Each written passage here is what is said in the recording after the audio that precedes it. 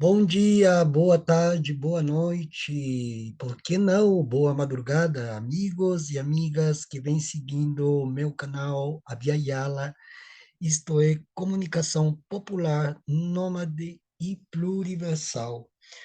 Bom, assistimos ontem a posse do presidente Lula e eu ouvi bastante sobre o discurso dele, né?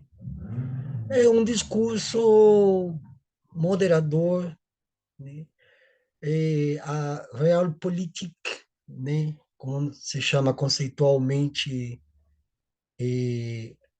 a vida política cotidiana, a vida política dentro dessa realidade capitalista ocidental, neoliberal, né? Trata-se de um jogo de cartas marcadas, nós já sabemos, principalmente nós, povos originários, inclusive nós, dissidentes, dentro do movimento dos povos originários, que também existem dissidências, né? Em função de que existe essa dissidência? Em função de que a subjetividade, nós sabemos que não muda, não mudou, e parece ser que não vai mudar tão cedo, nem tão tarde. Acho que vai ter que sofrer mais 4 anos de liberalismo, que é um liberalismo de direita, vai ser um governo de direita, e contra uma extrema direita, né? Como se tivéssemos um governo de esquerda contra um governo de extrema esquerda. Mas, bem como citam os decoloniais, todos os movimentos políticos, não somente aqui no Brasil, como no geral na América Latina, eles, desde a extrema esquerda até a extrema direita, possuem uma subjetividade extremamente ocidentalizada, reformista, capitalista, o que significa mais do mesmo, né? Dentro dessa realpolitik, né, não há diferenças ideológicas, históricas ou de caráter, né? As alianças e as composições, pela capacidade de realização, né? Digamos assim que todos os feitos que vão ser colocados de aqui em diante serão feitos de um protagonismo conservador, ultraliberal e mais, né? Capitalista no sentido mais áspero do termo, né? No Estado moderno, nos restou apenas atuar por uma política de gestão de conflito de guerra, né? E a guerra continua, a guerra de todos contra todos continuará nos próximos 4 anos, né? A guerra hobbesiana, né? Ela continua porque a guerra hobbesiana faz parte do Estado moderno, né? É muito bom entender e ler, né, Thomas Hobbes sobre a construção do Estado moderno, né? E, se queremos uma política de vida, não nos resta outra possibilidade do que mudar o modelo de Estado, né? Porque o Lula não basta. Não basta Lula. Não. A gente mora num país fundamentalista, né? O Brasil é um país de fundamentalismos religiosos enraizados na subjetividade, né? E, no geral, tudo isso que essa instituição, essa supra-instituição financeira, financeirista que se chama América Latina, porque a América Latina não é um continente, é uma instituição financeira, onde quem manda aqui são os poderosos, são as elites agrárias, econômicas, né, culturais, desde o século XIX, vai continuar a ser assim, porque nos outros países aqui, na Argentina, no Chile, o que está acontecendo lá no Peru e mesmo lá na Colômbia, são as elites que governam. Ou seja, eu vou voltar de novo ao slogan que, que, que, que está, inclusive, ecoando aqui, governa uma suposta esquerda, mas o poder é da direita. E ela vai continuar, e o poder dos Estados Unidos vai continuar. Os Estados Unidos vai ter como bastião durante, eu acredito que mais um século, vai ter como bastião a América Latina, como instituição financeira, instituição econômica, cultural, né?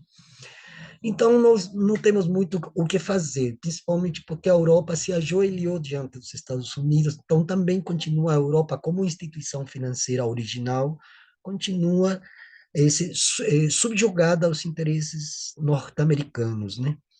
Então, o Estado moderno continuará e o neoliberalismo também, com a única diferença é que nosso sofrimento vai ser parcelado no cartão.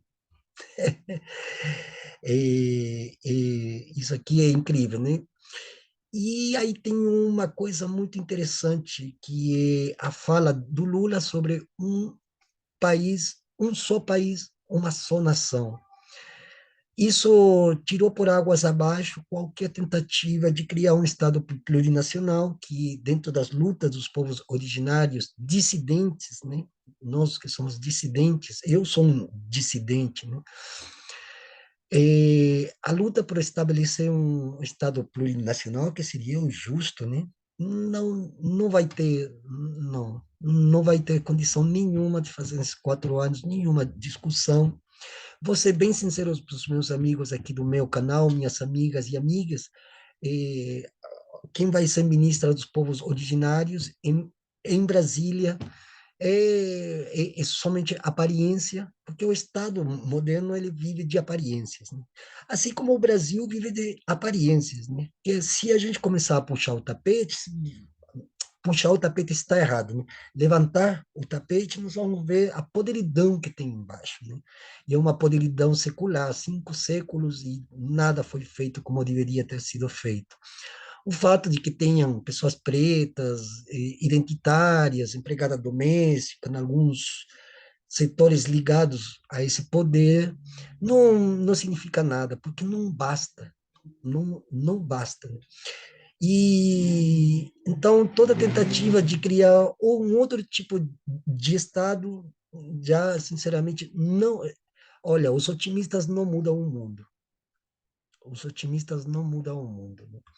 Então, nós sabemos que não vai ter Estado plurinacional, talvez também não tenha anistia e julgamento justo para as atrocidades cometidas nesses últimos 4 anos, né? Todos aqueles que alavancaram o golpe contra Dilma Rousseff, todos estão lá, continuam lá no poder político, ou seja, tudo vai continuar como era antes dos 4 anos, né? E não nos esqueçamos que o golpe foi dentro do governo do PT, né? Então, há possibilidades muitas de haver outro golpe, e o Brasil vai ser isso sempre, né? Sempre tombando montanha, goela abaixo, né? E assim também todos os países da América Latina, né? Infelizmente, nós não temos um país, mesmo a Bolívia, que conseguiu ir mais à frente, mas hoje também está cercada, né, pelos bárbaros de lá, né? Inclusive também indígenas. Né? Infelizmente, existem indígenas de direita, indígenas liberais, existem indígenas de extrema direita lá também. Então, a guerra continua, não vejo mudanças significativas, vai ter algumas mudanças desde o âmbito liberal, sim, liberalismo econômico, político e cultural, mas a vida de todos vocês, a minha vida, a vida de quem quer que seja, vai ser a mesma coisa, ou seja, aquilo que as pessoas chamam de voltar ao normal. O que é o normal? Assim, sabe, o que é o normal? Né? Eu fico me perguntando isso, o que é o normal? Né? Ou seja, tudo aquilo que não está dentro daquela caixinha é anormal, né? E uma certa anormalidade foram os 4 anos de extrema direita, que vai estar aí os 4 anos, né, enchendo o saco, né, para variar, né? Vão estar aí. Então, e os únicos que se sentiram um pouco mais agradados é a classe média branca, né? São os brancos de classe média, privilegiados, que sempre tiveram privilégios, né? São eles, porque o resto, nós, eu mesmo não vou ver nenhuma diferença a partir, inclusive, de uma estética e de uma semiótica que proporcionou a posse do Lula. Todo mundo, os homens vestidos de azul, as mulheres de branco, né, bandeiras vermelhas, sem nenhum símbolo, mas que representa algo que não tem representatividade, principalmente para os povos periféricos que estão mais defasados do que nunca, né? E também porque não adianta aumentar o salário para R$ 200, também não é grande feito, né? Claro, para os brancos de classe média, sim, ele falou, oi, que bom, o Lula aumenta. Mas aqui a vida na periferia, eu estou neste momento na periferia, e aqui a vida continua a mesma coisa, não mudou nada, as pessoas continuam escravas, escravas de si, escravas da sociedade, escravas do consumo, extremamente endividadas, dívidas que podem, inclusive, superar os 10, 20 anos, né? Então, não vai ter muitas, digamos assim, não vai ter alguma prolongação, né, do governo do PT anterior, não vai ter, porque o contexto é outro, né? E também não vai ter mudança significativa, vai ter mudanças aparentes, né? Então, nós temos que fazer a diferença entre o que é aparência e o que é real, né? E daí realpolitik, né? E a realpolitik já nos mostra que, com o discurso dele ontem, discurso de moderação, de abaixar a cabeça, de se manter, sabe, sempre naquela condição, a condição de sul-americano, né? Sempre, sim, senhor, sim, tá bom, beleza, tranquilo, né? Não vai ter aquela coisa surpreendente que se diga, ufa, não. E é claro que para a Europa Ocidental, e principalmente para o Império Estadunidense, né, era o que eles queriam, né? Então, nós vamos continuar sendo servis aos interesses da Europa Ocidental e dos Estados Unidos, vamos continuar pagando tudo caro, nós vamos bancar as grandes guerras que eles estão fazendo, que são guerras capitalistas, né? E, enfim, e, como eu já disse um pouco antes, né, pessimismo, otimismo hoje não tem valor, né?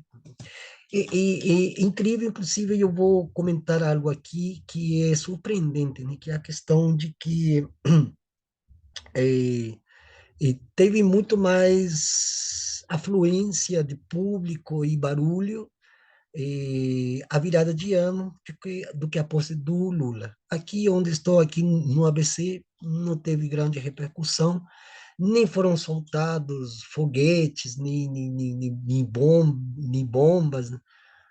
Tudo passou assim como se nada tivesse acontecido, né? E isso demonstra o que vai ser os próximos 4 anos, né? E para terminar, eu vou deixar só uma pergunta para vocês: que é de toda essa população que não foi votar nem em Lula nem em Bolsonaro? Isso é uma pergunta que eu faço para muitas pessoas, né, inclusive pessoas do âmbito acadêmico, porque, se bem pode resultar até, digamos, preocupante, ao mesmo tempo uma expectativa grande. Lembremos que são quase 30 milhões de pessoas que não foram votar, se não mais, que se abstiveram a votar. Tiremos disso aí um 5% que por questões, por outros motivos, talvez circunstanciais, não foram votar nessa última eleição, né? Mas que são dessas pessoas que nunca se posicionaram nem a favor de um, nem a favor de outro, né? Até porque política aqui no Brasil é tratado como jogo de futebol, né? Então, e o futebol já é uma religião. Então, como nós vivemos num país fundamentalista, religiosamente fundamentalista, talvez pior do que qualquer país do Oriente Médio, e como vira futebol, né, vira aquele fla-flu, né? Então, ganha um, ganha outro, e depois dos 4 anos passará a bola para o outro, e assim sucessivamente, né? E a pergunta fica aberta: que são dessas pessoas que não se sentiram representadas nem por um nem por outro? Aliás, também outra coisa que tem que perceber é que muitas pessoas que foram votar, que votaram no Lula, não votaram pelo Lula, porque, e o Lula. Eu acho que, inclusive, a metade dessa população que votou a favor do Lula não votou a favor do Lula como aquela personagem heróica, como a classe média branca querer colocá-lo, né? E, foram votar por ele porque o Brasil é um país que não dá opção para ninguém, né? Nós já sabemos. A América Latina é um país, perdão, um continente na qual nós não temos opção. Quem nasce nesse continente, que aliás é uma ilha, né, jogada ao léu das circunstâncias oceânicas, não conseguiu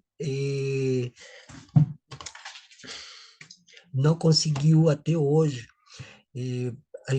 criar digamos assim, uma terceira alternativa. A América Latina não construiu uma terceira alternativa e parece que ela é incapaz mesmo de construir uma terceira alternativa, e justamente por causa desse modelo de subjetividade que fazem as pessoas que não tenham uma visão, inclusive a longo prazo, né? Tudo é uma coisa assim mediocremente feita e, enfim, daquele jeito, né? E o Brasil, então, representa essa não opção de alguma terceira opção. A gente não tem opção, né? Tanto é que eu vou falar algo aqui muito sinceramente, eu poderia ter um filho brasileiro ou uma filha brasileira, e eu não quis ter porque eu sei que o Brasil não me oferece nada, além do que já está posto e justaposto, né? A gente não tem opção de nada, ou você é escravo, ou então você é espichado, ou você é branco, ou você é preto, ou você é bom, ou você é ruim.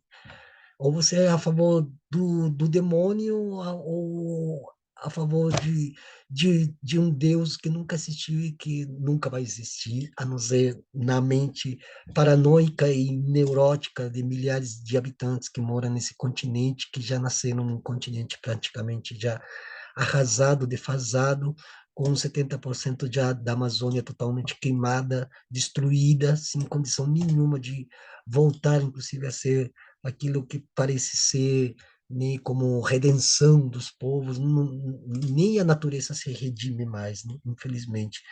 Então, e também temos que sair dessa questão, o otimista, o pessimista, né? Porque isso também faz parte desse jogo duplo, né? Bom, ruim, alto, pequeno, feio, bonito, essas coisas aí. Se o que sempre venho falando, se a subjetividade não muda, galera, sinceramente, isso aqui vai ser sempre o que já foi e não vai ter para onde correr, a não ser que a gente saia daqui e vá para outro lugar do mundo, porque aqui não há mais futuro para ninguém, senão para os políticos, e ainda mais tendo uma figura como o vice, né, com três acusações gravíssimas, inclusive no Tribunal Internacional, que diz que está dentro de um suposto partido socialista, que é da Simone Tebet, né, socialismo. Então,